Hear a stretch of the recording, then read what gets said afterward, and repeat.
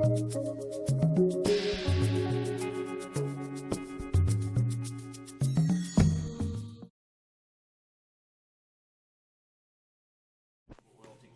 pull this out of the tub, so I have to scrape it out.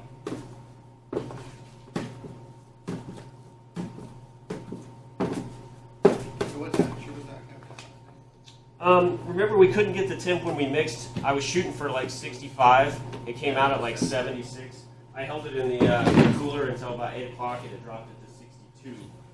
And then I pulled it out. So it went. Pulled it out and kept it right there. 70 degrees or whatever all night. Yeah. But what is the temp now? Do we have that thermometer? It's in the flour thing right over there.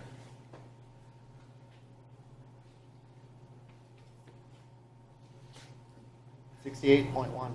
That's the flour. Let me see what this is here. Yeah. The room temperature is about 70. Okay.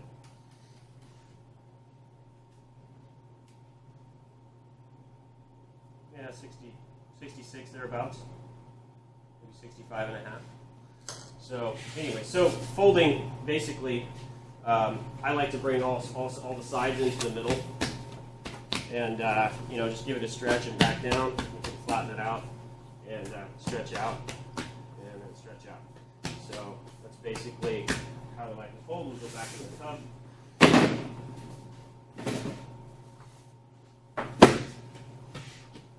So the nice thing about folding, it does a couple things. It's definitely going to strengthen the dough. It's going to make it come back. It's going to be a little bit more vigorous.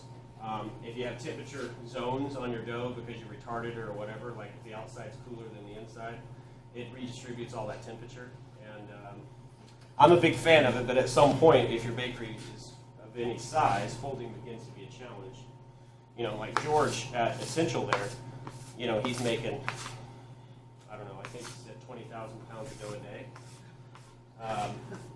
If you're going to fold, that's a lot. Because there's no automated way to do it. Even La Brea Bakery, they have those big plants. They had to do away with the folding, that was originally in the formulas because you just can't fold that much dough. So, but on probably your level, and on my level, if I was to open a bakery, I'd probably do some folding. What's the latest in the rise you'll fold? What's that? What's the latest you'll fold in the rising process? Usually I usually go 2/3 into the process and then fold. So if you're 3 hours, I usually fold it 2. But that's not to say if you wanted to undermix really and fold multiple times, that's possible too. Like if you're mixing at home or you have just a Hobart mixer and you can't really get good gluten development, just completely undermix the dough. It doesn't matter. As long as all your ingredients are distributed, then you can start folding like every 45 minutes and build a lot of strength that way. If you can't get to your dough in time, then is it a good idea to fold to keep it sort of? That's a tricky question because it's it's bad what you said. But sometimes in production, it's yeah, probably the first thing I would do is try to anticipate that and retard the dough, get it to slow down, and but yeah, folding. If you're trying to make the same dough every day, and one day you end up having to put a fold in, you're affecting your quality. So eventually the yeast and bacteria will run out of simple carbohydrates to eat, and it'll be difficult to get good caramelization in the oven. Also, folding to a certain extent, it's like continuing the mixing process. So you can use folding to open up your crumb and get more extensibility out of the gluten. But if you keep adding folds and folds, not only will you run out of sugars to caramelize in the oven, but your crumb will start to get tighter and tighter as well. You might slow down the overgassing, perhaps. A bit.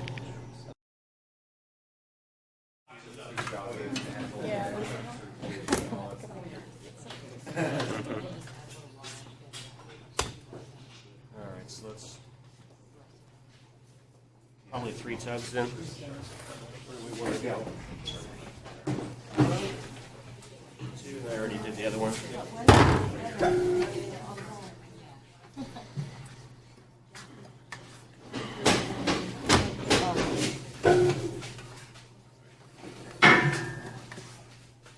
So when's our next dough due? 11:15? If we are on schedule. We are. The next dough should be coming out 1 hour after this one. Pretty tight schedule. The running a production bakery or any bakery for that matter, we have pretty strict mix schedules. When Jesse and I worked at the bigger bakery, Delphina's Bakery,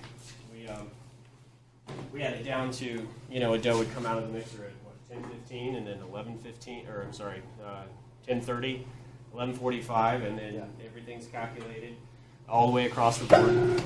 So as managing the production, we'd actually be able to, as shift manager or whatever, you could walk in and you look at the schedule and say, it's 11:30, the ciabatta better be being divided.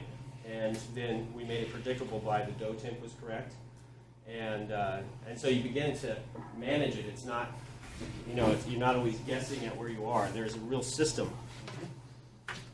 And if you deviate from that system, what happens is a domino effect throughout the day. You get more and more backed up. You get congestion on the bench or congestion in the oven. And then you have bread that's overproofing, and before you know it, everything falls apart and you lose your product. And for a single person operation, do you have any thoughts on how many processes a normal person can do? Definitely. 'Cause I've actually worked in a couple of different scenarios for years while I was the only baker.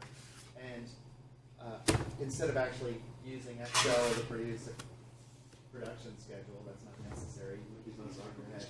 I just use a dry erase board and just mark everything down, so I at least had a visual reference. So throughout the day I could be like, okay, I got 10 minutes to get this done, or I'm going to start to get behind.